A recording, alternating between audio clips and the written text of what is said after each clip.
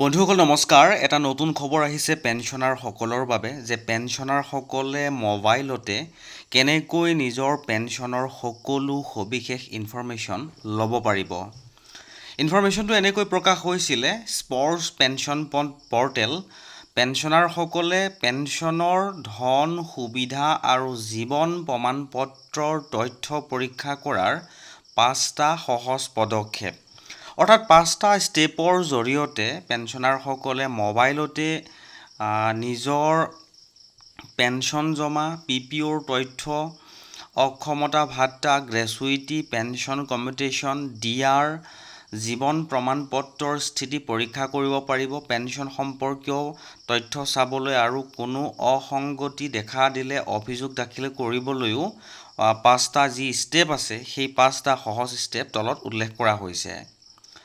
বন্ধুসকল বৰ্তমান সময়ত যদি আপুনি এজন পেঞ্চনাৰ তেনেহ'লে আজিৰ এই ভিডিঅ'টো আপোনাৰ বাবে এটা অতি দৰকাৰী ভিডিঅ' বুলি অনুভৱ কৰিব পাৰে, কাৰণ আজিৰ এই ভিডিঅ'টোত 5টা সেই গুৰুত্বপূৰ্ণ ইনফৰমেশ্যনৰ বিষয়ে আমি জানিবলৈ চেষ্টা কৰিম।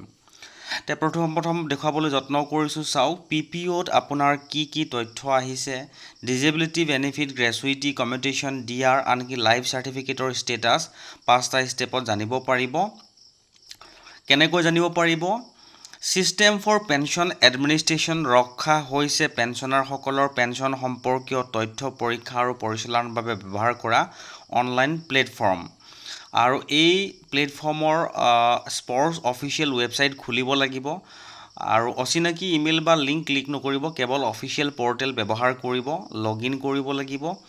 এতিয়া স্পৰ্টছৰ ইউজাৰ ID আৰু একাউণ্ট নাম্বাৰ আৰু পাছৱৰ্ড দি লগইন কৰিব লাগিব। লগইনত সমস্যা হ'লে ৱেবছাইটৰ হেল্প টেবৰ জৰিয়তে সহায় ল'ব পাৰিব।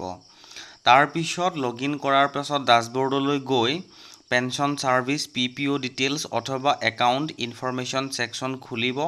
তাতে পেঞ্চন কম্পনেণ্ট চেক কৰিব পাৰিব। ইয়াত আপোনাৰ basic pension, disability element, gratuity commutation, dearness relief বা অন্যান্য প্ৰাপ্য সুবিধাৰ বাবে তথ্যসমূহ পৰীক্ষা কৰিব লাগিব। আৰু যদি কিবা ভুল তথ্য বা কিবা কম পৰিমাণে পাইছে বুলি অনুভৱ কৰিছে সেয়াও আপুনি মিলাই চাব পাৰিব।